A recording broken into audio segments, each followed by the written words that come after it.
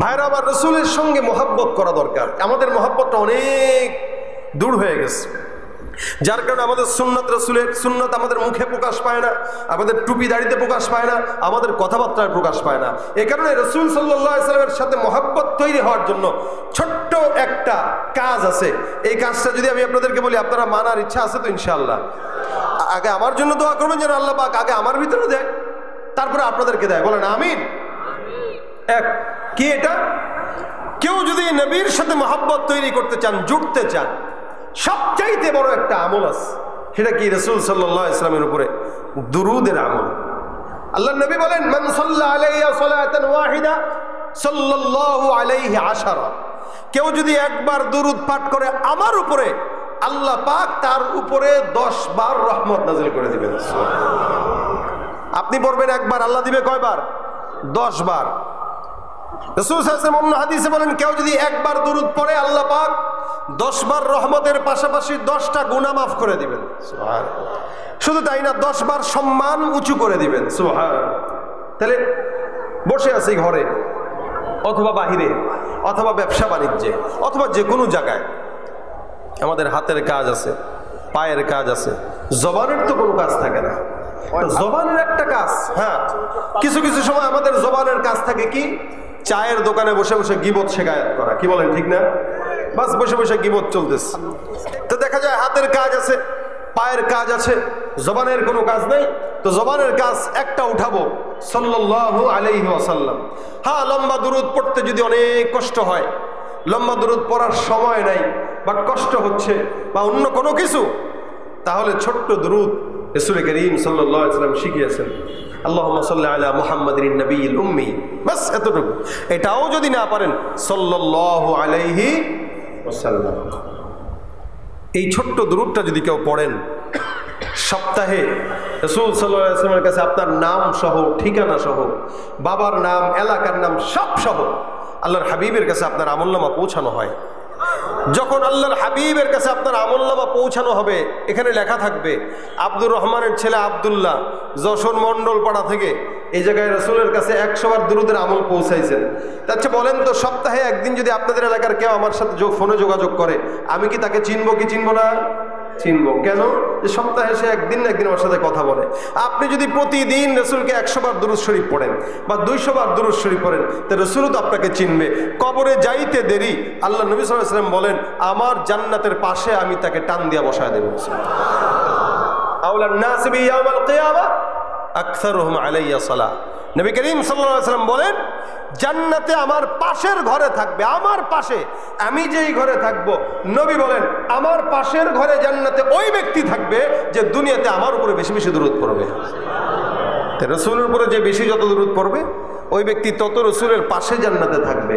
আমরা কারা কারা রাসূলের সাথে জান্নাতে থাকতে চাই? আল্লাহ তুমি কবুল করো, জোরে বলেন আমিন।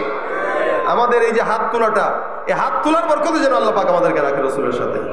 এখন যেহেতু হাত তুলে ফেলছেন, চান আপনারা সবাই, এটা আপনাদের নিয়ত, নিয়তটাকে বাস্তবে রূপান্তরিত করার জন্য আজকে থেকে নিয়ত করব, যখন সময় হয়, সুযোগ হয়, সাল্লাল্লাহু আলাইহি ওয়াসাল্লাম। আমরা যখন ছাত্র ছিলাম তখন আমাদের ওস্তাদরা বলতেন যে পরীক্ষার হলে যাওয়ার আগে দুরূদ শরীফ পড়ে যাবা, ইনশাআল্লাহ কোনো প্রশ্ন যদি কঠিন হয় আল্লাহ পাক মনে করায় দিবে, আসান করায় দিবে। এটা আমরা ওস্তাদদের থেকে শিখছি, আমল করছি, আলহামদুলিল্লাহ আমরা ফলো পাইতাম। এই মাদ্রাসার আজকে এখানে যার মাধ্যমে আসা, এই মাদ্রাসার শিক্ষক মাওলানা সাইফুল্লাহ সাহেব, আমরা এক সাথী ভাই, আমরা একসাথে পড়ালেখা করেছি। ছাত্র ভাইরা যারা আছে এরা জিজ্ঞাসা করতে পারো, ওস্তাদকে, ওস্তাদ আপনাদের কি আমলটা ছিল কিনা? বলবে হ্যাঁ ছিল। অনেক বড় একটা আমল, যেটা দুরূদ শরীফের আমল। জেহেন দুর্বল, দুরূদ শরীফ পড়লে আল্লাহ পাক জেহেনের ধার বানায় দিবে। ব্যবসায় বরকত নাই, দুরূদ শরীফ পড়বেন, ব্যবসায় বরকত দেওয়া দিবে। বিপদে পড়ছেন, দুরূদ শরীফ পড়েন, দুরূদের উসিলায় বিপদ দূর হয়ে যাবে। মুনাজাত ধরছেন, দুরূদ পড়েন নাই, রাসূল বলেন এই মুনাজাত আল্লাহ পর্যন্ত পৌঁছায় না, আসমানের মাঝখানে ভেসে থাকে। যখন দুরূদ পড়বেন তো আল্লাহ পাক ওই মুনাজাতটাকে গ্রহণ করে নেবে। সুবহানাল্লাহ। তাহলে বুঝেন এটা দুরূদ কতটা ফজিলতপূর্ণ। কেউ যদি দুরূদ শরীফ পড়ে, আল্লাহ পাক তার দুরূদ দোয়ার আগে এবং মাঝে যদি কেউ দুরূদ পড়ে, ওই দোয়া আল্লাহ কবুল করবে, এটা 100%। এটা শিওর, রাসূল সাল্লাল্লাহু আলাইহি ওয়াসাল্লাম বলেছেন। সুতরাং আপনার আমার হাতের কাজ আছে, পায়ের কাজ আছে, জবানের কোনো কাজ নেই। জবানের কাজ একটাই, সাল্লাল্লাহু, বলেন সাল্লাল্লাহু সাল্লাল্লাহু। যখন সময় হয় প্রত্যেক দিন একটা নিয়ত করবেন যে অন্তত প্রতিদিন 100 বার রাসূলের উপর দরুদ পড়ব। এটা নিয়ত করলে একদম আসান। আপনি ফজরের নামাজের পরে যদি 20 বার পড়েন, জোহরের নামাজের পরে যদি 20 বার পড়েন, আসরের পরে যদি 20 বার পড়েন, মাগরিবের পরে যদি 20 বার পড়েন, এশার পরে যদি 20 বার পড়েন, এই 20 বার করে 100 বার হয়ে গেছে। দেখবেন অনেক সহজও হবে, রাসূল সাল্লাল্লাহু আলাইহি ওয়াসাল্লামের শানে মহব্বতও তৈরি হবে। এমনকি কেউ বেশি বেশি দুরূদ পড়লে আল্লাহ রাসূলকে স্বপ্নে দেখায় দিবে ইনশাআল্লাহ। আর কোনো চোখ যদি রাসূলকে স্বপ্ন দেখে, আশা করা যায় ওই চোখ জাহান্নামে যাবে না ইনশাআল্লাহ। তা আমরা পড়বো তো ইনশাআল্লাহ। আল্লাহ পাক আমাদেরকে তৌফিক দান করুন। পাশাপাশি যেই সমস্ত যুবকদের দাড়ি নাই, আপনারা চেষ্টা করবেন জবানে দাড়ি উঠাইতে। এটা রাসূলের অন্যতম একটা আমল। আমরা সুন্নত মনে করলেও এটা সুন্নত না, এটা ওয়াজিব আমল। দাড়ি রাখা এটা কি ওয়াজিব আমল। ওয়াজিব তরক করার গুনাহ 24 ঘন্টা হয়, কারণ আপনি 24 ঘন্টাই দাড়ি কামায় রাখছেন। এমন না যে এখন একটু উঠলো আবার রাত্রেবেলা কেটে ফেলছেন, আবার সকালবেলা উঠছে রাত্রে কেটে ফেলছেন, এরকম তো না। দাড়ি কাটছেন মানে কাটছেন, আপনার দাড়ি নেই। এই দাড়ি না থাকার কারণে 24টা ঘন্টা ওয়াজিব তরক করার গুনাহ আপনার আমলনামায় লেখা হচ্ছে। আপনি নামাজও পড়তেছেন, গুনাহও লেখা হচ্ছে, ফায়দা কি? এই জন্য হার টাইম রাসূল সাল্লাল্লাহু আলাইহি ওয়াসাল্লামের উপর দুরূদ পড়ার চেষ্টা করব এবং জবানে দাড়ি উঠাবো। যতটুকু সুন্নত মানার, মেসওয়াক করা, বেশি বেশি সুন্নত মানা, এই কাজগুলো করার চেষ্টা করব। আল্লাহ পাক যেন আমাদেরকে রাসূলের পাশের জান্নাত দান করে, বলেন আমিন। বিকামালিহি কাশাফাদ দুজা বিজামালিহি হাসুনাত জামিউ হিসালিহি সাল্লু আলাইহি ওয়া আলিহি।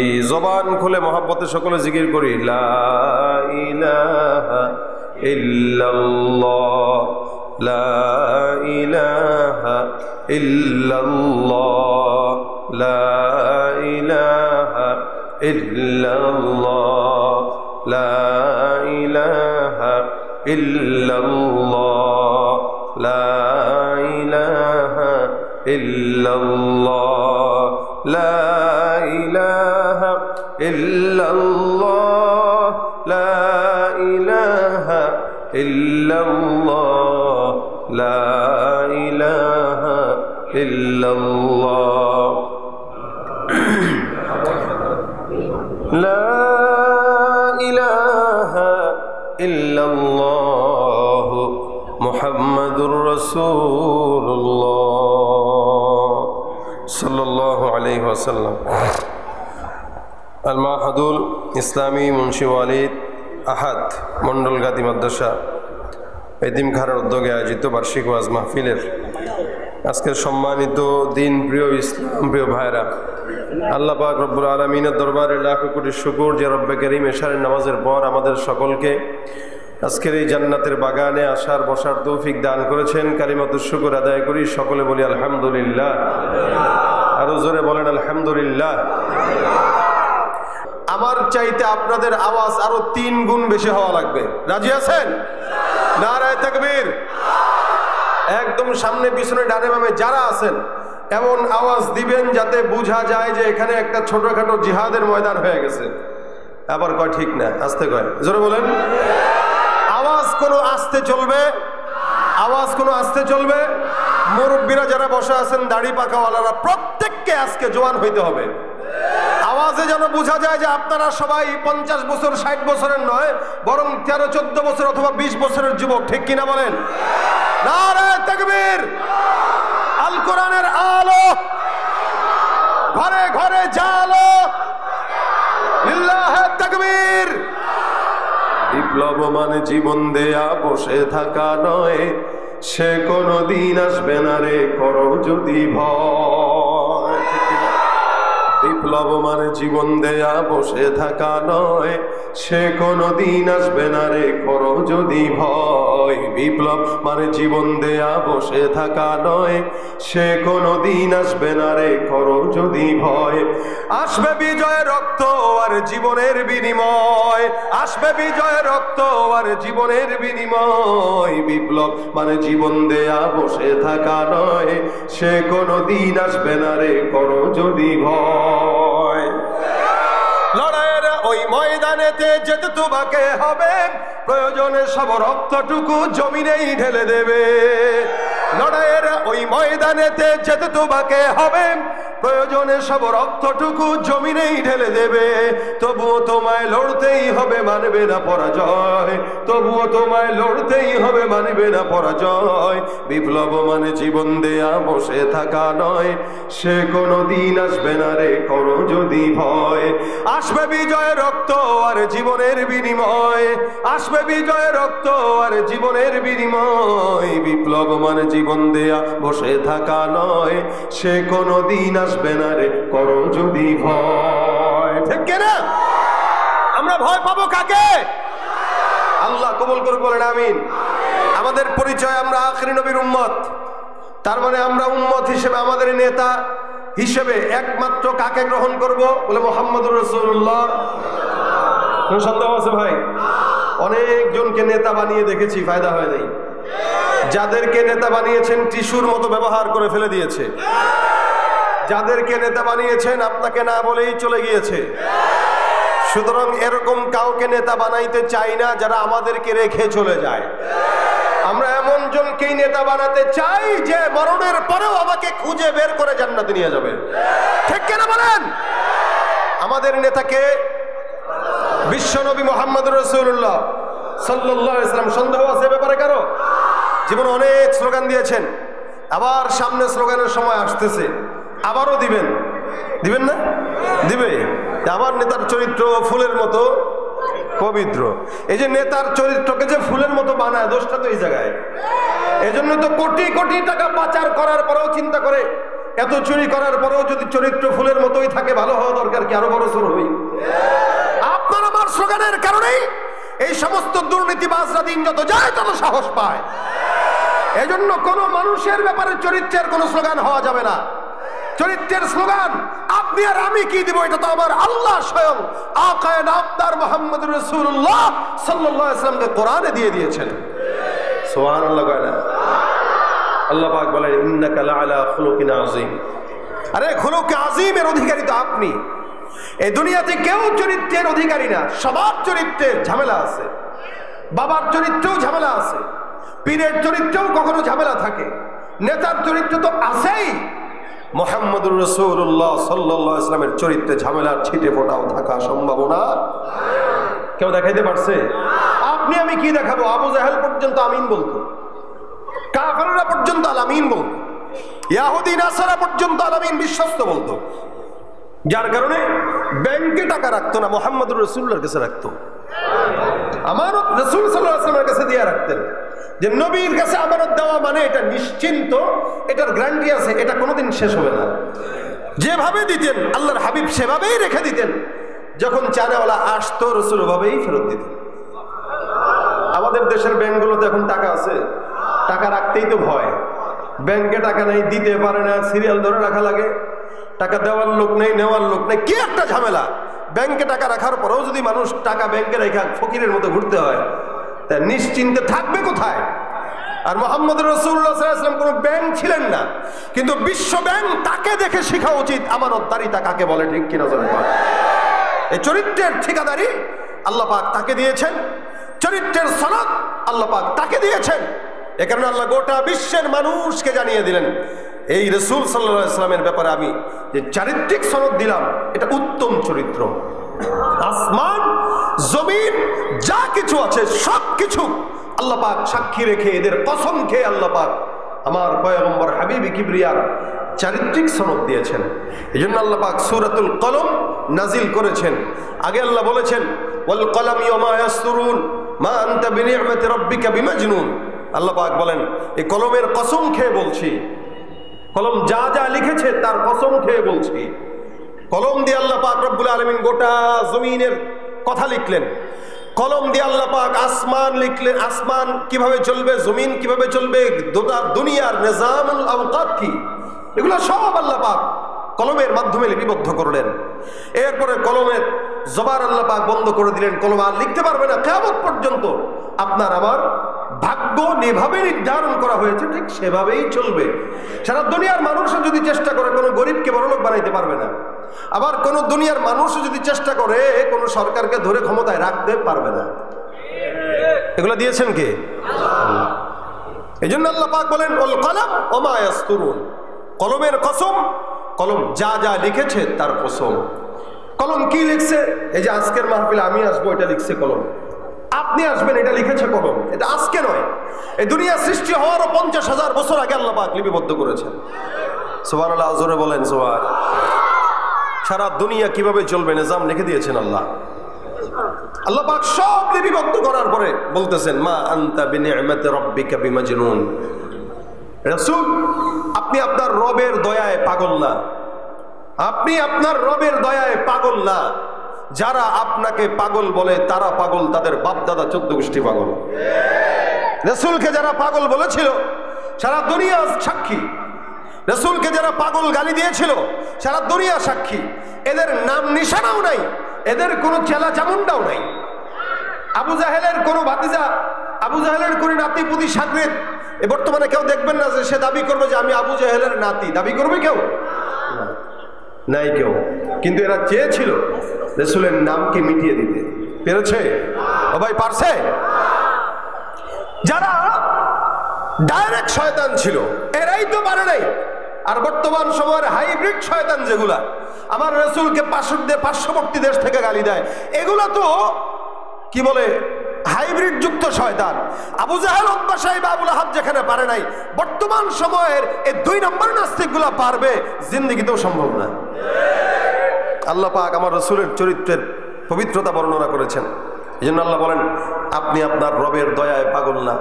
ওয়া ইন্না লাকা লাআজরান গায়রা মামনুন, আর আপনাকে নিরবিচ্ছিন্ন নিয়ামত দেওয়া হয়েছে। আপনাকে এত নিয়ামত দিয়েছি যেটা অন্য কাউকে দেই নাই। এই জন্য আল্লাহ পাক রাসূল সাল্লাল্লাহু আলাইহি ওয়াসাল্লামের শানে রিসালাত সম্পর্কে একটা সূরা নাযিল করেছেন, সূরাতুল কাউসার। ইন্না আ'তাইনাকাল কাউসার ফাসাল্লি লিরাব্বিকা ওয়ানহার ইন্না শানিআকা হুয়াল আবতার। শানে রিসালাত দিয়ে আল্লাহ পাক এই সূরা রাসূলকে কাউসার দিয়েছেন যা অতীতে কোন নবীকে দেন নাই। নবীকে আখেরি নবী বানিয়েছেন যা কোন নবীকে বানান নাই। শুধু আখেরি নবী না, রাসূল বলেন আল্লাহ পাক আমাকে পাঠিয়েছেন পরে, কিন্তু আমি তখন থেকে নবী যখন আদমও নবী হয় নাই। এটা আমার রাসূলের মর্যাদা, সম্মান আল্লাহ পাক দিয়েছেন।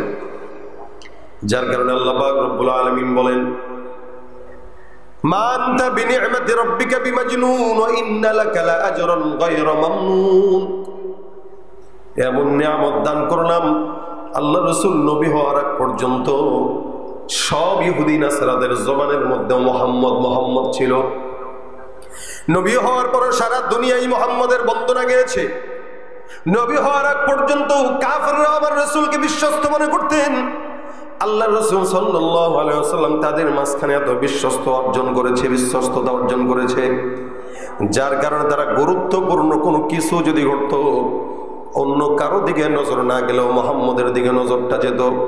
কারণ তারাও জানতো এই জমিনের মধ্যে, আরবের মধ্যে সবচাইতে বিশ্বস্ত, সৎ আর ইখলাসওয়ালা মানুষ সেটার নাম হলো মুহাম্মদ। ভাইরা আমার, যখন কাবাটা আবার নতুন করে নির্মাণ করা হয়, ওই নির্মাণের সময় কুরাইশ বংশ সহ মক্কার সব ভালো ভালো বংশের মানুষগুলো কাবাঘর নির্মাণ করার জন্য আবার রেডি হয়ে গেল, নির্মাণ হয়ে গেল। হাজরে আসওয়াদটা এত বিশাল দামি পাথর, যেই পাথরটা চুমা দেওয়ার কারণে মানুষের গুনাহ মাফ হয়ে যায়। আল্লাহ রাসূল সাল্লাল্লাহু আলাইহি ওয়াসাল্লাম বলেন এই হাজরে আসওয়াদটা তো আসওয়াদ পাথর ছিল না, এটা তো সাদা পাথর ছিল, যেটা জান্নাত থেকে আগত। এই জান্নাতি পাথরটা মানুষের চুমার কারণে কালো হয়ে গেছে, গুনাহ টানতে টানতে কালো হয়ে গেছে। এই পাথরটাকে এই জায়গাটায় বসাবে এমন সম্মানিত বংশ যদি কেউ থাকে, তোমরা একটু মাশওয়ারায় বসো, কে বসাইতে পারবে? কালো পাথর বসানোর মতো মানুষ আর পাওয়া যায় না। কে বসাবে? বলে আমি বসাবো, সে বলে আমি বসাবো। সব বংশের লোকেরা একই কথা বলে, এটা আমার হক, আরেকজন বলে এটা আমার হক। কিন্তু না না, মাশওয়ারা সাপেক্ষে একটা রায় সিদ্ধান্ত হলো যে সকালবেলা ওই সাফা পাহাড়ের চূড়া থেকে গিয়ে লোকটা আগে এই মাতাফের মধ্যে ঢুকবে, ওই ব্যক্তিটাই তো হাজরে আসওয়াদ পাথরটাকে মক্কার মধ্যে সে নিজের হাত দিয়ে বসায় দিবে, কাবা ঘরের মধ্যে ওই লোকটাই বসায় দিবে। অপেক্ষমান, যার যার মতো করে তাকায় কোথায় সকালবেলা কে আগে ঢুকবে। সাফা পাহাড়ের চিপা থেকে কোন লোকটা আগে আসে, সবার দৃষ্টি ওদিকে নিবদ্ধ। একবার একবার করে তাকায় কিন্তু কেউ আসে না, কারো চেহারাও দেখা যায় না। হঠাৎ করে তাকায় দেখে ওই কোণার থেকে আপনার আমার পয়গম্বর মুহাম্মদুর রাসূলুল্লাহ আস্তে আস্তে সামনে আগায়। সবার প্রথম রাসূল আসছেন, আল্লাহ পাক রব্বুল আলামিনের পয়গম্বর আসলেন। নবী করিম সাল্লাল্লাহু আলাইহি ওয়াসাল্লাম আসার পর সব কাফেররা একত্রিত হয়ে ডাক দেয়া বলে, মুহাম্মদ তুমি যে আসলা ভালো হয়েছে, একটা কাজের জন্য আমরা আটকে গেছি। বলে কিসের কাজ? এই যে কাবাটা নির্মাণ করলাম, হাজরে আসওয়াদটাকে এই জায়গায় বসাবো। কে বসাবে? আমার বংশ সেরা। সে বলে তার বংশ সেরা। প্রত্যেকটা বংশের লোক চায় এই জায়গাটায় পাথর বসানোর জন্য, কিন্তু আমরা মাশওয়ারার সাপেক্ষে সিদ্ধান্ত নিয়েছি যে লোকটা আগে আসবে সাফা গেট দিয়া, ওই লোকটার হাত দিয়েই আমরা বসাবো। আলহামদুলিল্লাহ, সকাল সকাল আমরা তোমাকে এই জায়গা দিয়ে প্রবেশ করতে দেখলাম। তুমি এমন একজন মানুষ যেই মানুষের ব্যাপারে আমাদের কারো কোনো দ্বিমত নাই। তুমি বরকতি এবং তুমি বিশ্বস্ত। সুবহানাল্লাহ। আল্লাহ রাসূল সাল্লাল্লাহু আলাইহি ওয়াসাল্লাম দেখেন, যদিও নবী না, কিন্তু মেধাটা কেমন, নবুয়তি মেধা। পয়গম্বর ডাক দেয়া বলে, আমার কি করণীয়? বলে সুন্দর করে পাথরটা উঠে এই জায়গায় লাগায় দাও। আল্লাহ নবী সাল্লাল্লাহু আলাইহি ওয়াসাল্লাম চাইলে একাই লাগাইতে পারতেন, কিন্তু সেটা করেন নাই। আল্লাহ রাসূল কি করলেন? নবী করিম সুন্দর করে একটা চাদর নিলেন, চাদরটার মধ্যে পাথরটা রাখলেন। নবী আমার ডাক দেয়া বলে, এ মক্কার সরদারেরা, প্রত্যেকটা গোত্রের থেকে একজন সর্দার করে আসো, আর এই কাপড়টার মধ্যে একবার এই পাশে ধরো, আরেক দল এই পাশে ধরো। আমি নিজেও পাথরটার পাথরটাকে কাপড়ের উপরে উঠায় দেই, তাহলে এত সুন্দর একটা বরকতময় কাজের সাক্ষী সবাই মিলে একসঙ্গে হতে পারবো। রাসূল সাল্লাল্লাহু আলাইহি ওয়াসাল্লাম এটা উঠায় দিলেন, তারপরে সবাই মিলে ধরলেন। আল্লাহ নবী নিজের হাত দিয়ে ওটাকে সুন্দর করে লাগাই দিলেন। এত বড় গুরুত্বপূর্ণ একটা কাজ, যেখানে মুহাম্মদ রাসূলুল্লাহ সাল্লাল্লাহু আলাইহি ওয়াসাল্লামকে উনি আসছেন করছেন, এই ব্যাপারে কোন মক্কার কাফেরদের কথা নাই। কেন? আল্লাহ পাক শুধুমাত্র মুসলমানদের মধ্যেই নয়, ইহুদি নাসারা কাফের বেঈমানদের দিলের ভিতরেও মুহাম্মদুর রাসূলুল্লাহর মহব্বত 100% ঢুকায় রাখছেন। শুধুমাত্র অহংকারের কারণেই তারা ইসলাম কবুল করে নাই। আমাদের এই দেশেও যারা ইসলাম বিরোধিতা করে, এরা নিজেরা নিজেদেরকে মুসলমান দাবি করে, এরা নিজেরা নিজেদেরকে অনেক ইমানদার দাবি করে, কিন্তু ঠিকমতো নামাজ আদায় করে না, ইমানের পথে চলে না, ঠিকমতো কোরআন সুন্নাহর মতো চলে না, ইমান ইসলামের হক আদায় করে চলে না, কোরআনের রাস্তায় চলতে চায় না। কেন? কারণ একটাই, অহংকার আর ক্ষমতার দাপট। এই অহংকার আর ক্ষমতার দাপটের কারণেই ইহুদি নাসারা আমার রাসূল সাল্লাল্লাহু আলাইহি ওয়াসাল্লামকে এরা মানতো ঠিকই, জানতো ঠিকই, কিন্তু ইসলামের ছায়া পথে তারা আসে নাই। এই জন্য আল্লাহ পাক রব্বুল আলামিন বলে, তারা মানুক বা না মানুক, আমি আমার পয়গম্বরকে সত্য নবী বানাইলাম। আল্লাহর হাবিব রাসূল সাল্লাল্লাহু আলাইহি ওয়াসাল্লামকে সতর্ক করে বলেছেন, ওয়াসাওয়াউন আলাইহিম আনযারতাহুম আম লাম তুনযিরহুম লা ইউমিনুন। আপনি তাদেরকে যতই সতর্ক করেন না কেন, এই জমিনের মধ্যে এরা জিন্দেগিতে আপনাকে মানে নাই, আগেও মানে নাই, এখনো মানবে না। এদেরকে দাওয়াত দেওয়া আর না দেওয়া বরাবর। কেন? এদের অহংকারী হয়ে, এদের নফস আছে এরা বুঝে না, কান আছে শুনে না, চেহারা আছে, চোখ আছে দেখে না, এদের সব কিছু আছে দেখে না। এরপর আল্লাহ পাক কি বলতেছেন? উলাইকা, এরা হচ্ছে চতুষ্পদ জন্তুর মতো, বালহুম আদল। আল্লাহ পাক রব্বুল আলামিন এক ভাষায় যদি বলে দেন, বলে এরা সব হায়াওয়ান জানার মতো, কাল আনআম, গরু ছাগলের মতো, শুয়োরের মতো, কুকুরের মতো, হায়াওয়ানের মতো, বালহুম আদল, বরং তার চাইতেও খারাপ। কেন? এরা ইসলামের আলো দেখার পরেও দেখে না, শোনার পরেও শোনে না, বুঝার পরেও বুঝে না। তার ভিতরে আর ছাগল, গরু, ছাগল, কুকুর, শুয়োরের ভিতরে কোনো পার্থক্য হতে পারে না। যার কারণে দেখবেন সমাজের মধ্যে এমন কোন বান্দা আছে যারা মুসলমান দাবি করে কিন্তু নামাজ আদায় করে না, মুসলমান দাবি করে দাড়ি রাখে না, মুসলমান দাবি করে সুন্নত মানে না, মুসলমান দাবি করে ইবাদত করে না, আল্লাহ পাক রব্বুল আলামিন বলে উলাইকা কাল্লানাম, এগুলো সব চতুষ্পদ জন্তুর মতো। কেন একটা ইমানদার বান্দাকে এত দামি বানানোর পরে আল্লাহ পাক চতুষ্পদ জন্তুর মতো বললেন? খুব মনে রাখবেন, এই সমাজে কতগুলো মুসলমানের সন্তান আছে, সবাই কি নামাজ আদায় করে নাকি বলেন তো? ফজরের নামাজে দেখবেন সব মসজিদ কাতার খালি, মুয়াজ্জিন আর ইমাম ছাড়া কেউ নাই। নামাজ পড়ে না মুসলমান দাবি করে, রোজা রাখে না মুসলমান দাবি করে, সুন্নত মানে না মুসলমান দাবি করে। মুসলমান দাবি করার বেলা এক নাম্বার, আকাম করার বেলাও আরো বেশি আগায়া, ঠিক কিনা জোরে কন? মুসলমানও দাবি করে, গুনাও করে, আকাম করে, এমন কোনো গুনাহ নাই যেটা করে না। আল্লাহ পাক বলে একটা গরু তার নামাজ নাই, একটা কুকুর তার নামাজ নাই, একটা শুয়োর তার নামাজ নাই। আবার কেউ যদি নিজেকে মানুষ হিসেবে মুসলমান দাবি করে, সেও নামাজ পড়ে না। তার মানে কুকুর শুয়োরের ভিতরে আর ওই মুসলমানের মধ্যে কোনো পার্থক্য নাই, এরও নামাজ নাই, ওরও নামাজ নাই। এরপর আল্লাহ পাক বলেন বালহুম আদল, এগুলো সব কুকুরের চাইতেও, হায়াওয়ানের চাইতেও নিকৃষ্ট। এদের চাইতে আবার খারাপ কিভাবে হয়? আল্লাহ পাক রব্বুল আলামিন বলেন, একটা বান্দা যেখানে আমি এত দাম দিলাম আখির নবীর উম্মত হিসেবে, এরপরে ওই বান্দাটা যদি হায়াওয়ানের চাইতেও খারাপ হয়, কেমনে হায়াওয়ানের চাইতেও খারাপ? আমার আল্লাহ পাক রব্বুল আলামিন স্পষ্ট বান্দাকে বোঝাই দিলেন। আপনাদেরকে যদি প্রশ্ন করি, বলেন তো এই এলাকার মধ্যে চাঁদাবাজি আছে না নাই? আগে 16 বছর এক দল করছে, এখন 16 বছর পরে এরা নাই, আরেক দল করা শুরু করছে। হ্যাঁ, আসতে কইলেন যে? তাহলে আছে তো থাকবে। এদেশের সরকার পরিবর্তন হবে, চোর চোরটা কমবে না। কেন? যতক্ষণ আল্লাহর রাসূলের শরীয়তের আইন অনুযায়ী এদেশ পরিচালিত না হবে, শান্তি আশা করা বোকামি ছাড়া অন্য কোনো কিছু না। এজন্য যত যাবে দিন, চোর বাড়বে, দুর্নীতিবাজ বাড়বে, সরকার পরিবর্তন হবে, শান্তি আশা করা যাবে। আল্লাহ পাক বলেন বালহুম আদল, এগুলো সব কুকুরের চাইতেও খারাপ। কেমনে খারাপ? এ মুসলমান, আল্লাহ পাক রব্বুল আলামিনের এই জমিনের মধ্যে চাঁদাবাজি যা করে, মানুষ করে না কুকুর করে? এলাকার মধ্যে মনে করেন বাজারে দোকান আছে, 10টা দোকান, এরকম কি কোনোদিন হয়েছে 10-15টা কুত্তা একসঙ্গে এসে বলছে, ওই আমরা কুত্তা সমিতি আসছি, ইনি সভাপতি, ইনি সেক্রেটারি, ইনি হেন, ইনি দেন, আর বাজারে দোকান যদি চালাইতে চাও তাহলে আমাদেরকে 5000 টাকার হাড্ডি দেওয়া লাগবে, না তো হরতাল করে দোকান বন্ধ করে দেবো। এই চাঁদাবাজি মানুষ করে না কুকুর করে? সেদিন এক ব্যবসায়ী আমার করছে যে, হুজুর এই আগে 200 টাকা চাঁদা দিতাম, এখন বরকত দিচ্ছে। কেমনে? কেন 300 টাকা দিই? চাঁদাটা খাইছে কে? মানুষই তো নাকি? খাইছে কে? মানুষ না? না কুকুর? মানুষ। কুকুর কি কোনোদিন কারো জায়গার ভিতরে কষা গাছ পিতে রাখতে পারে?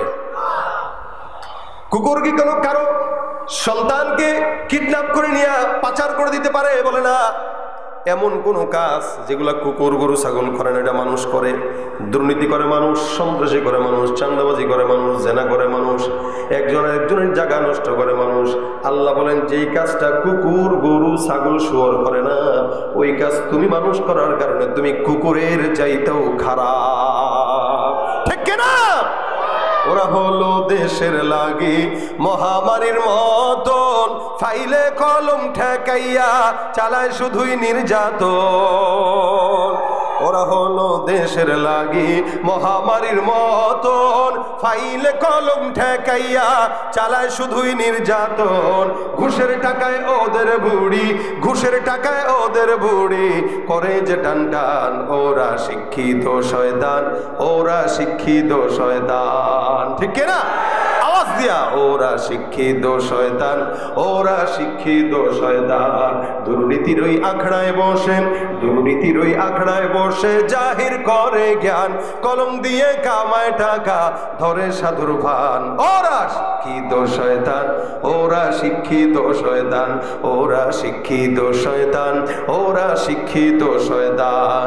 পীরগিরিয়ার মাজার পূজা চলছে দেশটা জুড়িয়া, শিরকি আর ভণ্ডামিতে দেশটা গেছে ভরিয়া।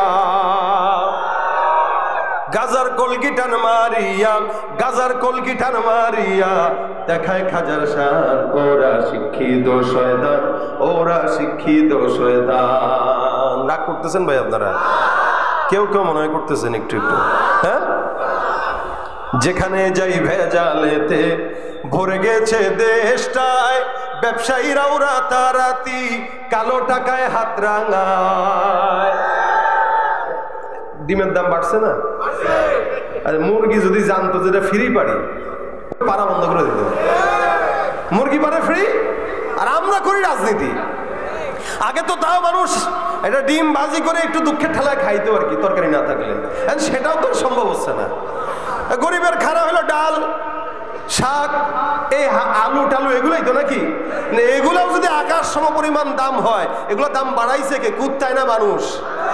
ওরা শিক্ষিত শয়তান, ওরা কথা কয় না, ওরা কি? এই জন্য আমার আল্লাহ পাক ডাক দিয়া বলেন উলাইকা কাল আনআমি বাল হুম আযাল, এগুলো সব হায়াওয়ানের মতো, বরং তার চাইতেও খারাপ।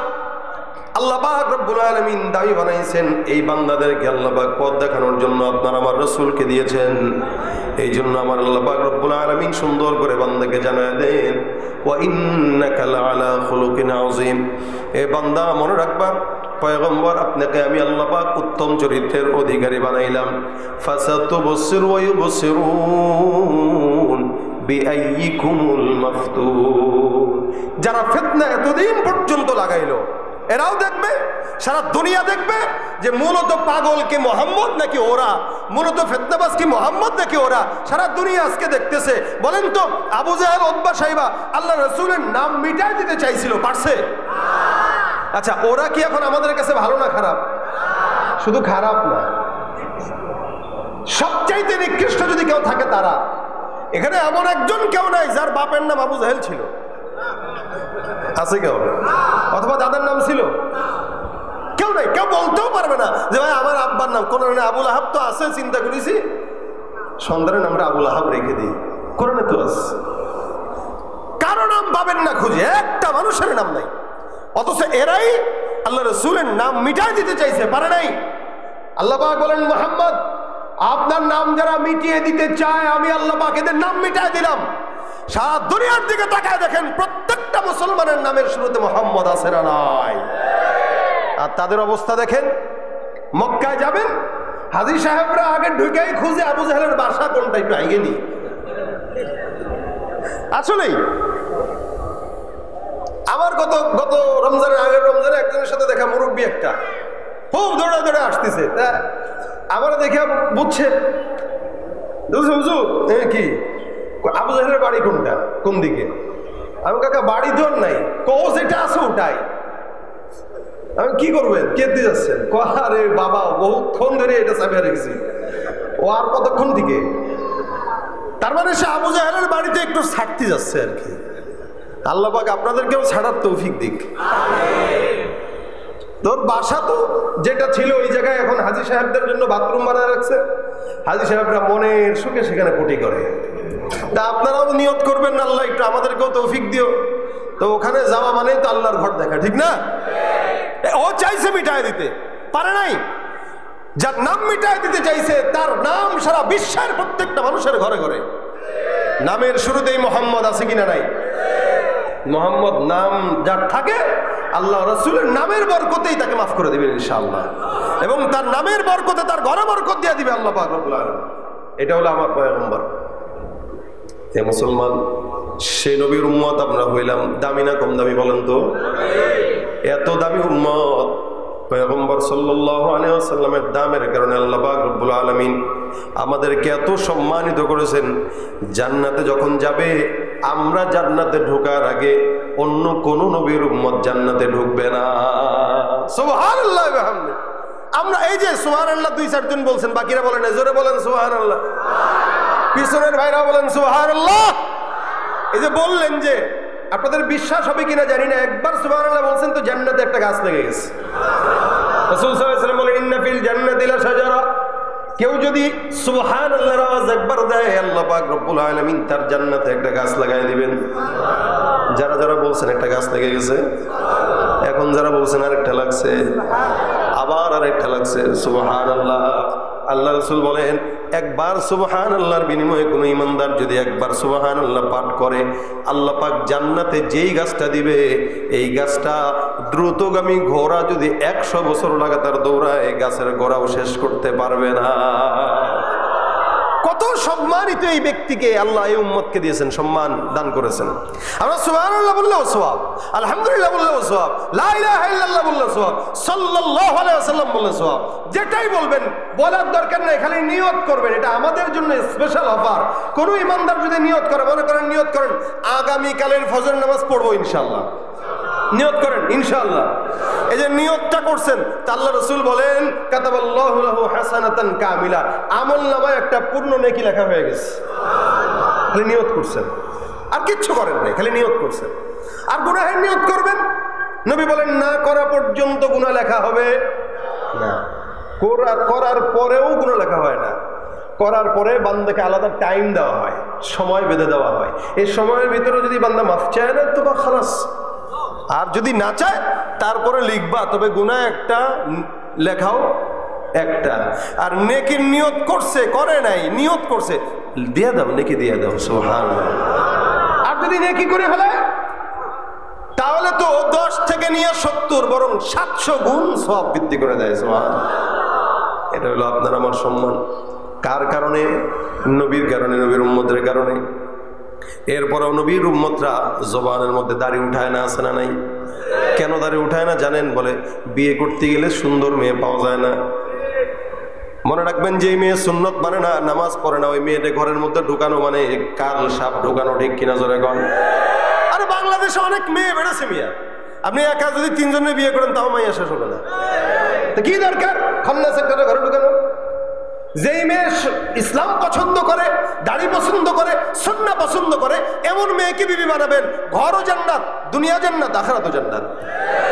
আল্লাহ পাক জ্ঞান দিয়েছেন লিতাসকুনু ইলাইহা, যাতে শান্তি পাই। এই কারণে তো বিয়ের জন্য আল্লাহ পাক দিয়েছেন।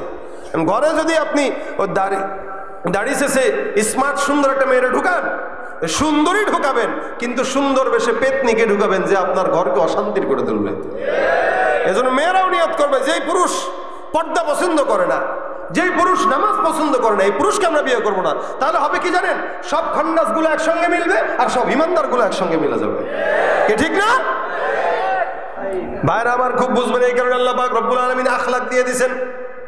এই আখলাকটা এত চমৎকার আখলাক। আখলাক বলা হয় 3 জিনিসকে, 3টা আখলাক আল্লাহ পাক রব্বুল আলামিন দিয়েছেন। 1 নম্বর হচ্ছে খুলুকে হাসান, 2 নম্বর খুলুকে কারীম, 3 নম্বর খুলুকে আযীম। খুলুকে হাসান বলা হয় কেউ আপনাকে আঘাত দিল, আপনিও তাকে শোধবাদ করে দিলেন আঘাত দিয়া।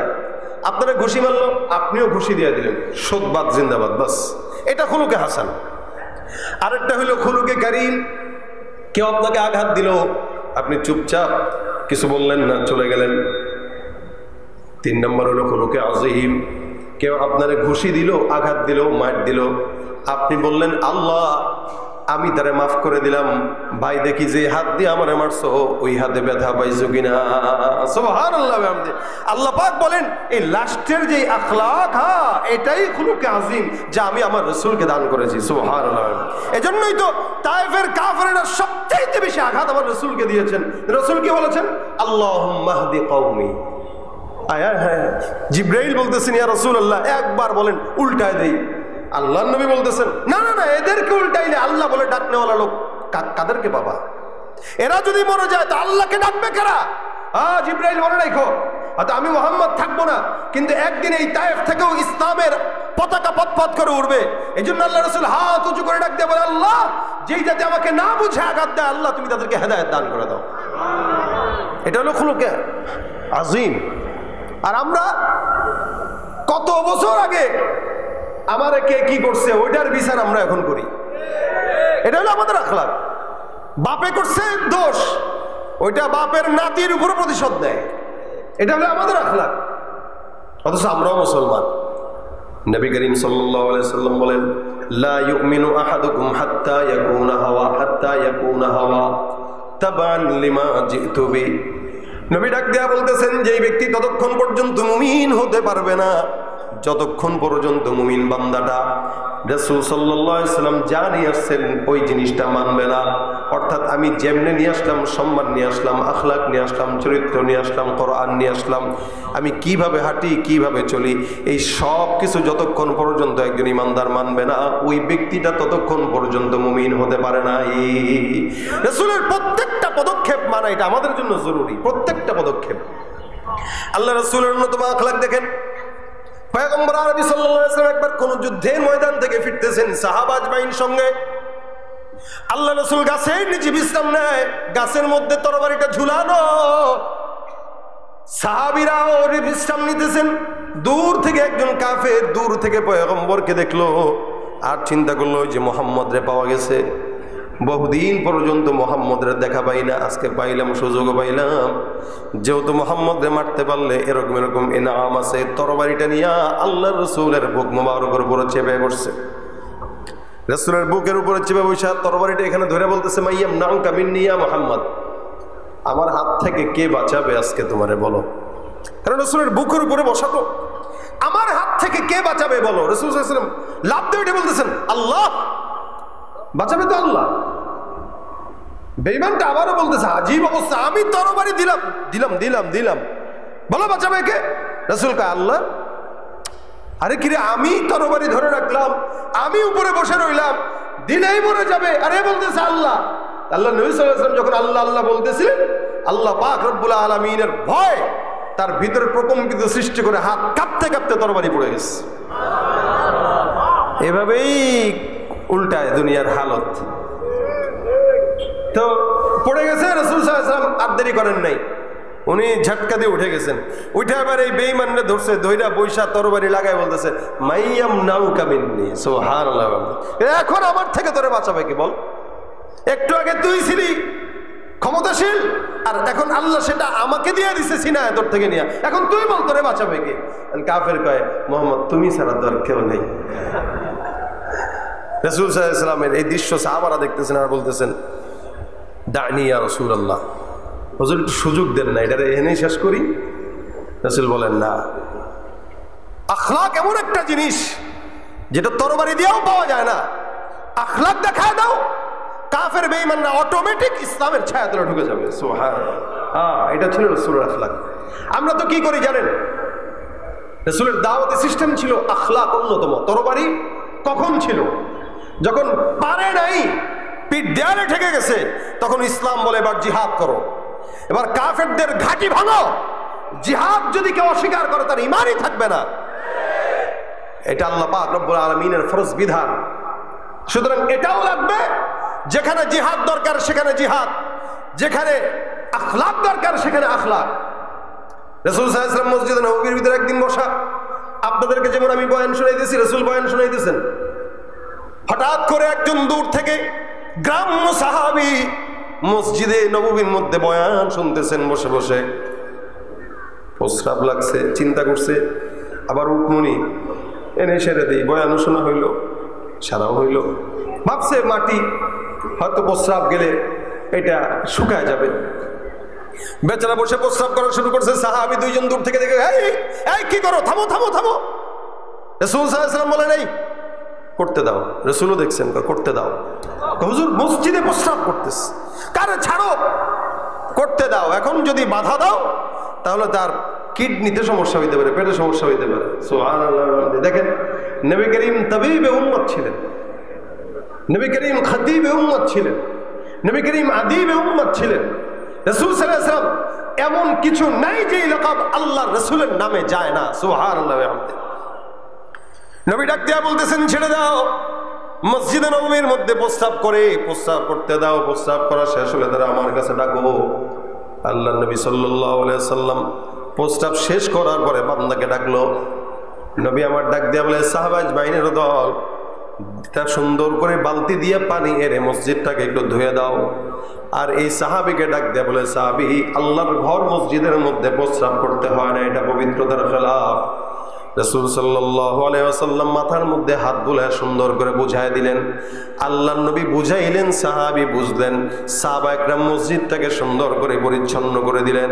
এ মুসলমান, এই কাহিনী দেখার পর ওই সাহাবী গ্রাম্য যিনি আসছেন উনি আল্লাহর কাছে হাত তুলে বলে, আল্লাহুম্মা আরহামনি ওয়ারহাম মুহাম্মাদা ওয়ালা তারহাম মা'না আহাদা। আল্লাহ তুমি আমারে হেদায়েত করো, আমারে রহমত করো, আর মুহাম্মদ রহমত করো, এছাড়া অন্য কোনো বান্দাকে আর রহমত করো না। দোয়া করে দিয়েছে, আল্লাহ আমারে রহমত করো আর মুহাম্মদকে রহমত করো, আর কাউকে রহমত দিও না আল্লাহ। সাহাবা একরাম শুনলেন, শুনে এক দেখে রাসূলুল্লাহ এটা কি ধরনের দোয়া করলো। এনে আমরা কতগুলো মানুষ আছি ও দোয়ার ব্যাপারে এত কৃপণ, এক তো দোষ করছে, মসজিদে প্রস্রাব করছে, আবার দোয়া করতেছে তার জন্য আর আপনার জন্য, আমাদেরকে বাদ দিয়ে দিল। রাসূল বলে এটা কি দোয়া করলা তুমি? সাহাবী কইতেছে হুজুর তো কি দোয়া করবো? কয় দোয়া আবার করো, আবার করো। আল্লাহুম্মা আরহামনি ওয়ারহাম মুহাম্মাদা ওয়ালা তারহাম মা'না আহাদা। আল্লাহ তুমি আমারে রহমত করো, মুহাম্মদকে রহমত করো, আর কাউরে রহমত দিও না।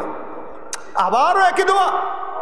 এবার সাহাবী ডাক দেখো, হুজুর এই যে প্রস্তাব একটু করছিলাম বুঝি তো নাই, যাই একটু বসছি, এরা যা শুরু করছিল আপনি না থাকলে তো কাবাব বানাই দেবো, এদের জন্য দোয়া করবো।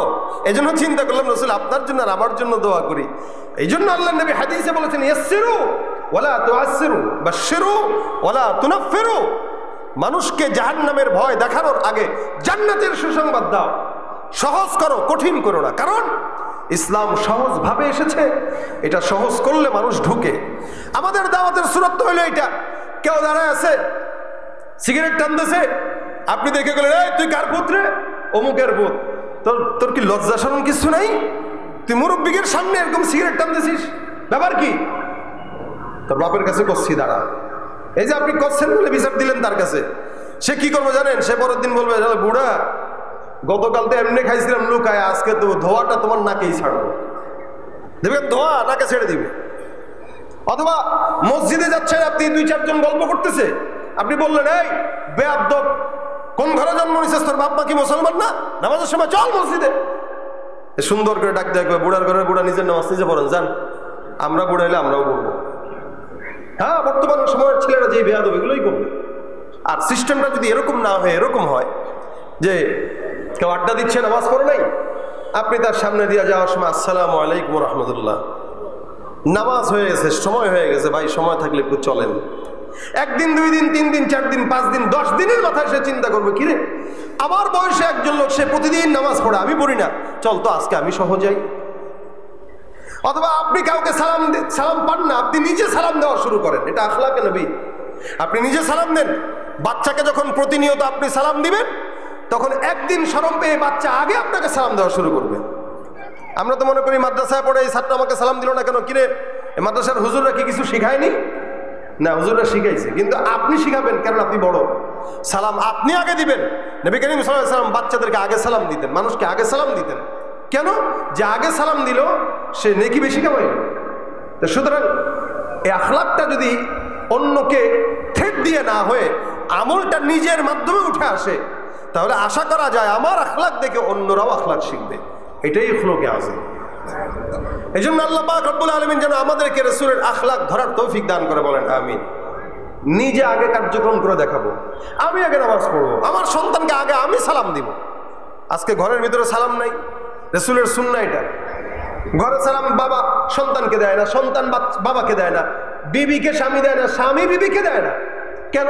লজ্জা লাগে। আরে বিবিরে সালাম দিতে আবার কিসের লজ্জা? স্বামীকে সালাম দিতে আবার কিসের লজ্জা? এগুলোর কোনো লজ্জা পাইলে লজ্জা পাওয়ার বিষয় নয়। এই কারণে আপনি ঘরে সালাম দেওয়া শুরু করেন, আপনার সন্তানও সালাম শিখবে। আপনি আপনার ছাত্রকে সালাম দেওয়া শুরু করেন, ছাত্র আপনাকে সালাম দেওয়া শিখবে। এটা আখলাকে নবী।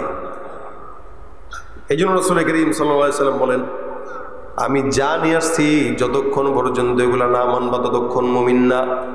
লা ইউমিনু আহাদুকুম হাত্তা ইয়াকুনা হাওয়াহু তাবান লিমা জিতু বি। ভাইরা আমার, রাসূলের সঙ্গে মহব্বত করা দরকার। আমাদের মহব্বতটা অনেক দূর হয়ে গেছে, যার কারণে আমাদের সুন্নাত, রাসূলের সুন্নাত আমাদের মুখে প্রকাশ পায় না, আমাদের টুপি দাড়িতে প্রকাশ পায় না, আমাদের কথাবার্তায় প্রকাশ পায় না। এই কারণে রাসূল সাল্লাল্লাহু আলাইহি ওয়াসাল্লামের সাথে মহব্বত তৈরি হওয়ার জন্য ছোট্ট একটা কাজ আছে। এই কাজটা যদি আমি আপনাদেরকে বলি, আপনারা মানার ইচ্ছা আছে তো? ইনশাআল্লাহ। আগে আমার জন্য দোয়া করবেন যেন আল্লাহ পাক আগে আমার ভিতরে দেয়, তারপরে আপনাদেরকে দেয়। বলেন আমিন। এক কি এটা?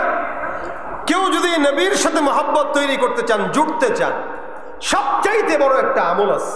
সেটা কি? রাসূল সাল্লাল্লাহু আলাইহি ওয়াসাল্লামের উপরে দুরুদের আমল।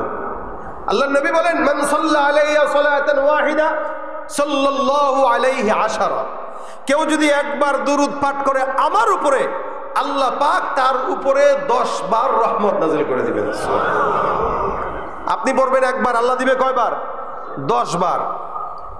রাসূল সাল্লাল্লাহু আলাইহি ওয়াসাল্লাম অন্য হাদিসে বলেন, কেউ যদি একবার দুরুদ পড়ে আল্লাহ পাক 10 বার রহমতের পাশাপাশি 10টা গুনাহ মাফ করে দিবেন। সুবহানাল্লাহ।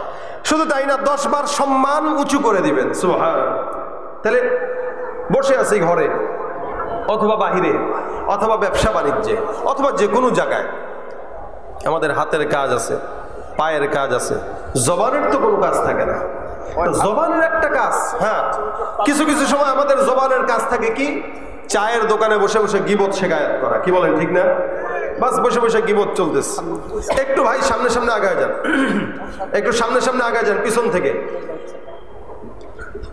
কেউ তো নড়ে না, তারা গলাটা খাও, একটু আগায় যান, যারা পিছনে আসবে এনারা যেন বসার সুযোগ পায়, একটু আগায় যান। সবাই আগায় যান, দাঁড়ানো ভাইদেরকে বসার সুযোগ করে দেন। তো দেখা যায় হাতের কাজ আছে, পায়ের কাজ আছে, জবানের কোনো কাজ নেই। তো জবানের কাজ একটা উঠাবো, সাল্লাল্লাহু আলাইহি ওয়াসাল্লাম। হ্যাঁ, লম্বা দুরুদ পড়তে যদি অনেক কষ্ট হয়, লম্বা দুরুদ পড়ার সময় নাই বা কষ্ট হচ্ছে বা অন্য কোনো কিছু, তাহলে ছোট্ট দুরুদ রাসূল করিম সাল্লাল্লাহু আলাইহি ওয়াসাল্লাম শিখিয়েছেন, আল্লাহুম্মা সাল্লি আলা মুহাম্মাদিন নবিয়্যিল উম্মি, বাস এতটুকু। এটাও যদি না পারেন, সাল্লাল্লাহু আলাইহি ওয়াসাল্লাম। এই ছোট্ট দুরুদটা যদি কেউ পড়েন, সপ্তাহে রাসূল সাল্লাল্লাহু আলাইহি ওয়াসাল্লামের কাছে আপনার নাম সহ, ঠিকানা সহ, বাবার নাম, এলাকার নাম সব সহ আল্লাহর হাবিবের কাছে আপনার আমলনামা পৌঁছানো হয়। যখন আল্লাহর হাবিবের কাছে আপনার আমলনামা পৌঁছানো হবে, এখানে লেখা থাকবে আব্দুর রহমানের ছেলে আব্দুল্লাহ, যশোর মন্ডল পাড়া থেকে এই জায়গায় রাসূলের কাছে 100 বার দুরুদের আমল পৌঁছাইছেন। আচ্ছা বলেন তো, সপ্তাহে একদিন যদি আপনাদের এলাকার কেউ আমার সাথে ফোনে যোগাযোগ করে, আমি কি তাকে চিনবো কি চিনবো না? চিনবো। কেন? যে সপ্তাহে সে একদিন না একদিন আমার সাথে কথা বলে। আপনি যদি প্রতিদিন রাসূলকে 100 বার দুরূদ শরীফ পড়েন বা 200 বার দুরূদ শরীফ পড়েন, তো রাসূলও তো আপনাকে চিনবে। কবরে যাইতে দেরি, আল্লাহ নবী সাল্লাল্লাহু আলাইহি ওয়াসাল্লাম বলেন, আমার জান্নাতের পাশে আমি তাকে টান দিয়া বসায় দেব। আউলান নাস বি ইয়াউমাল কিয়ামা আকসারুহুম আলাইয়া সালাহ। নবী করিম সাল্লাল্লাহু আলাইহি ওয়াসাল্লাম বলেন, জান্নাতে আমার পাশের ঘরে থাকবে, আমার পাশে, আমি যেই ঘরে থাকবো, নবী বলেন আমার পাশের ঘরে জান্নাতে ওই ব্যক্তি থাকবে যে দুনিয়াতে আমার উপরে বেশি বেশি দুরূদ পড়বে। রাসূলের উপরে যে বেশি যত দুরূদ পড়বে, ওই ব্যক্তি তত রাসূলের পাশে জান্নাতে থাকবে। আমরা কারা কারা রাসূলের সাথে জান্নাতে থাকতে চাই? আল্লাহ তুমি কবুল করো, জোরে বলেন আমিন। আমাদের এই যে হাত তোলাটা, এই হাত তোলার বরকতে যেন আল্লাহ পাক আমাদেরকে রাখে রাসূলের সাথে। এখন যেহেতু হাত তুলে ফেলছেন, চান আপনারা সবাই, এটা আপনাদের নিয়ত, নিয়তটাকে বাস্তবে রূপান্তরিত করার জন্য আজকে থেকে নিয়ত করব, যখন সময় হয়, সুযোগ হয়, সাল্লাল্লাহু আলাইহি ওয়াসাল্লাম। আমরা যখন ছাত্র ছিলাম তখন আমাদের ওস্তাদরা বলতেন যে পরীক্ষার হলে যাওয়ার আগে দুরূদ শরীফ পড়ে যাবা, ইনশাআল্লাহ কোনো প্রশ্ন যদি কঠিন হয় আল্লাহ পাক মনে করায় দিবে, আসান করায় দিবে। এটা আমরা ওস্তাদদের থেকে শিখছি, আমল করছি, আলহামদুলিল্লাহ আমরা ফলো পাইতাম। এই মাদ্রাসার আজকে এখানে যার মাধ্যমে আসা, এই মাদ্রাসার শিক্ষক মাওলানা সাইফুল্লাহ সাহেব, আমরা এক সাথী ভাই, আমরা একসাথে পড়ালেখা করেছি। ছাত্র ভাইরা যারা আছে এরা জিজ্ঞাসা করতে পারে ওস্তাদকে, ওস্তাদ আপনাদের কি আমলটা ছিল কিনা? বলবে হ্যাঁ ছিল। অনেক বড় একটা আমল যেটা দুরূদ শরীফের আমল। জেহেন দুর্বল, দুরূদ শরীফ পড়লে আল্লাহ পাক জেহেনের ধার বানায় দিবে। ব্যবসায় বরকত নাই, দুরূদ শরীফ পড়বেন, ব্যবসায় বরকত দেওয়া দিবে। বিপদে পড়ছেন, দুরূদ শরীফ পড়েন, দুরুদের উসিলায় বিপদ দূর হয়ে যাবে। মুনাজাত ধরছেন, দুরুদ পড়েন নাই, রাসূল বলেন এই মুনাজাত আল্লাহ পর্যন্ত পৌঁছায় না, আসমানের মাঝখানে ভেসে থাকে। যখন দুরুদ পড়বেন তো আল্লাহ পাক ওই মুনাজাতটাকে গ্রহণ করে নেবে। সুবহানাল্লাহ। তাহলে বুঝেন এটা দুরুদ কতটা ফজিলতপূর্ণ। কেউ যদি দুরুদ শরীফ পড়ে, আল্লাহ পাক তার দুরুদ দোয়ার আগে এবং মাঝে যদি কেউ দুরুদ পড়ে, ওই দোয়া আল্লাহ কবুল করবে, এটা 100%। এটা শিওর, রাসূল সাল্লাল্লাহু আলাইহি ওয়াসাল্লাম বলেছেন। সুতরাং আপনার আমার হাতের কাজ আছে, পায়ের কাজ আছে, জবানের কোনো কাজ নেই। জবানের কাজ একটাই, সাল্লাল্লাহু, বলেন সাল্লাল্লাহু, সাল্লাল্লাহু। যখন সময় হয় প্রত্যেক দিন একটা নিয়ত করবেন যে অন্তত প্রতিদিন 100 বার রাসূলের উপর দুরূদ পড়ব। এটা নিয়ত করলে একদম আসান। আপনি ফজরের নামাজের পরে যদি 20 বার পড়েন, জোহরের নামাজের পরে যদি 20 বার পড়েন, আসরের পরে যদি 20 বার পড়েন, মাগরিবের পরে যদি 20 বার পড়েন, এশার পরে যদি 20 বার পড়েন, এই 20 বার করে 100 বার হয়ে গেছে। দেখবেন অনেক সহজও হবে, রাসূল সাল্লাল্লাহু আলাইহি ওয়াসাল্লামের শানে মহব্বত তৈরি হবে, এমনকি কেউ বেশি বেশি দুরূদ পড়লে আল্লাহ রাসূলকে স্বপ্নে দেখায় দেবে ইনশাআল্লাহ। আর কোন চোখ যদি রাসূলকে স্বপ্ন দেখে, আশা করা যায় ওই চোখ জাহান্নামে যাবে না ইনশাআল্লাহ। তা আমরা পড়বো তো ইনশাআল্লাহ। আল্লাহ পাক আমাদেরকে তৌফিক দান করুন। পাশাপাশি যেই সমস্ত যুবকদের দাড়ি নাই, আপনারা চেষ্টা করবেন জবানে দাড়ি উঠাইতে। এটা রাসূলের অন্যতম একটা আমল। আমরা সুন্নত মনে করলেও এটা সুন্নত না, এটা ওয়াজিব আমল। দাড়ি রাখা এটা কি ওয়াজিব আমল। ওয়াজিব তরক করার গুনাহ 24 ঘন্টা হয়, কারণ আপনি 24 ঘন্টাই দাড়ি কামায় রাখছেন। এমন না যে এখন একটু উঠলো আবার রাত্রেবেলা কেটে ফেলছেন, আবার সকালবেলা উঠছে রাত্রে কেটে ফেলছেন, এরকম তো না। দাড়ি কাটছেন মানে কাটছেন, আপনার দাড়ি নাই। এই দাড়ি না থাকার কারণে 24টা ঘন্টা ওয়াজিব তরক করার গুনাহ আপনার আমলনামায় লেখা হচ্ছে। আপনি নামাজও পড়তেছেন, গুনাহও লেখা হচ্ছে, ফায়দা কি? এই জন্য হার টাইম রাসূল সাল্লাল্লাহু আলাইহি ওয়াসাল্লামের উপর দুরূদ পড়ার চেষ্টা করব এবং জবানে দাড়ি উঠাবো। যতটুকু সুন্নত মানা, মেসওয়াক করা, বেশি বেশি সুন্নত মানা, এই কাজগুলো করার চেষ্টা করব। আল্লাহ পাক যেন আমাদেরকে রাসূলের পাশের জান্নাত দান করে, বলেন আমিন। যদি এগুলো করতে পারি ইনশাআল্লাহ আল্লাহ পাক দিবেন। পাশাপাশি এই ঘরটা আল্লাহ রাসূলের ঘর, আমরা বিশ্বাস করি এই ঘরের সাথে মদিনাওয়ালার রওজার সাথে একটা নূরের কানেকশন আছে। বিশ্বাস আপনাদের হয় কিনা জানি না, কারণ এটা রাসূলের ঘর। এখানে আল্লাহ রাসূলের দ্বীন শিক্ষা দেওয়া হয়, কোরআন শিক্ষা দেওয়া হয়। মসজিদ আল্লাহর ঘর, এটা আল্লাহ রাসূলের ঘর। সুতরাং এই ঘরে আপনার সন্তানরা পড়ে। আমরা অনেক সময় সমাজের ভিতরে আমাদের মা বাবার নামে দান সৎকা করি। 1000 টাকা দিলাম যেন মায়ের কবরে সুখ পৌঁছায়, সওয়াব পৌঁছায়। বাবার জন্য দেন, বাবার কবরে যেন সওয়াব পৌঁছায়। আপনারা তো অনেক সময় দেন এগুলা, কিন্তু কোনোদিন কি রাসূল সাল্লাল্লাহু আলাইহি ওয়াসাল্লামের জন্য দিছেন? দেন নাই, মাথায় আসে নাই। আজকে এই মাদ্রাসার জন্য আপনারা দান করবেন রাসূলের নামে, যে আমি এই টাকাটা দিলাম রাসূল সাল্লাল্লাহু আলাইহি ওয়াসাল্লামের রওজায় যেন এটা সওয়াব পৌঁছায় যায়, রাসূলের কবরে সওয়াব পৌঁছানোর জন্য আমি এটা দিলাম। বাবার নামে দিয়েছেন, বাবার জন্য দিয়েছেন, মায়ের জন্য দিয়েছেন, রাসূলের জন্য দিবেন ইনশাআল্লাহ। যেহেতু রাসূল সাল্লাল্লাহু আলাইহি ওয়াসাল্লামের শানে আলোচনা শুনলাম, আল্লাহ যেন রাসূলের খাঁটি উম্মত বানায় দেয়, বলেন আমিন। আর যদি রাসূলের কবরে কিছু পৌঁছাইতে চান, আমি এরকম কিছু ভাই দেখতে চাই। এই প্রতিষ্ঠান আপনাদের, এই জায়গা আপনাদের, এই মাদ্রাসা আপনাদের, এই মাদ্রাসার ছেলেরা পরে যারা, এরাও আপনাদের। সুতরাং দান সৎকা আপনাদেরই করতে হবে। তবে মাসের শেষ, আপনাদের ইমানের পরীক্ষা চলতেছে, আজকেই যে দিবেন বিষয়টা এরকম না। আমি এরকম কিছু ভাই দেখতে চাই যারা আজকের এই মাদ্রাসার জন্য কিছু কিছু টাকা দান করবেন। মাসে এখানে 80-90 হাজার, 80-90 কি বলে বস্তা চাউল লাগে নাকি শুনলাম, তো 80-90 কেজি চাউল লাগে। তো এই যে এতগুলো চাউল এই জায়গায় ছাত্রদেরকে খাওয়ানো হয় প্রতিদিন 80-90 কেজি চাউল লাগে। এই এতগুলো চাউল এখানে খাবার হচ্ছে, তরকারি লাগতেছে, প্রতিনিয়ত একটা খরচ মাদ্রাসার জন্য হচ্ছে। বাজার দম যেইভাবে বাড়তেছে, এখানে আপনাদের 10 জনের দান যদি থাকে, একটা এতিম মানুষ খাইলো, একটা গরিব ছেলে খাইলো, আপনি মারা গেলেন অথবা ওই ছেলে মারা গেল, ওই ছেলে যাকে পড়াইছে, ও যাকে পড়াইছে, এভাবে কিয়ামত পর্যন্ত যত খেদমত চলবে, প্রত্যেকটা খেদমতের একটা অংশ আল্লাহ পাক আপনার আমলনামায় দিবে ইনশাআল্লাহ। এই জন্য দেখতে চাই প্রথম কে ব্যক্তিটা আছেন রাসূলের রওজায় সওয়াব পৌঁছানোর নিয়তে, ইনশাআল্লাহ এই জায়গায় মাদ্রাসার জন্য 1000 টাকা দিবেন বা 1 বস্তা চাউল দিবেন। সংক্ষেপে আসলে আমি কালেকশনের হালত জানিও না, ঠিক তেমনভাবে বলতেও পারি না।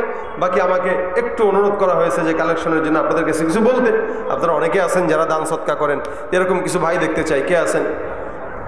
কি আনাস? মাশাআল্লাহ, আল্লাহ পাক ইলম দান করুক, আলেম বানাক, জোরে বলেন আমিন। আনাস 2000 টাকা তার বাবা হয়তো তার নামে লিখিয়েছে, আল্লাহ পাক যেন তাকে সওয়াব দান করে। কোথায় কাফনের থোপকা রাখবা, কোথায় কাফনের তো পকেট নাই, টাকা পয়সা লইয়া কি কেউ কবরে গেছে, কি জবাব দিবি রে তুই আল্লাহর কাছে, ওরে মানুষ হইছ বেহুশ দুনিয়ার পিছে, কি জবাব দিবি রে তুই আল্লাহর কাছে। দুনিয়ারি মোহে পড়ে খোদাকে গেছো ভুলিয়া, জানো কি কবে কখন ছাড়তে হবে এই দুনিয়া। দুনিয়ারি মোহে পড়ে খোদাকে গেছো ভুলিয়া, জানো কি কবে কখন ছাড়তে হবে এই দুনিয়া। মরণকালে টাকা কি কারো সঙ্গেতে গেছে, মরণকালে টাকা কি কারো সঙ্গেতে গেছে, কি জবাব দিবি রে তুই আল্লাহর কাছে। ওরে মানুষ হইছ বেহুশ দুনিয়ার পিছে, কি জবাব দিবি রে তুই আল্লাহর কাছে, কি জবাব দিবি রে তুই আল্লাহর কাছে। আর কে আছেন? মহিলা প্যান্ডেলেও ছাত্ররা বাচ্চারা চলে যাও, ওনারা যতটুকু দেওয়ার দেবে ইনশাআল্লাহ। আল্লাহ পাক সকলের দান সদকা যেন কবুল করে ইনশাআল্লাহ। সময় মতো আমাদের আজকের মাহফিলের সম্মানিত প্রধান অতিথি আল্লামা ইয়াহিয়া মাহমুদ সাহেব হযরত চলে আসবেন। আপনারা শেষ পর্যন্ত বসে মোনাজাত দিয়ে তারপরে সকলে আপনারা এখান থেকে যাবেন। আজকের মতো আপনাদের কাছে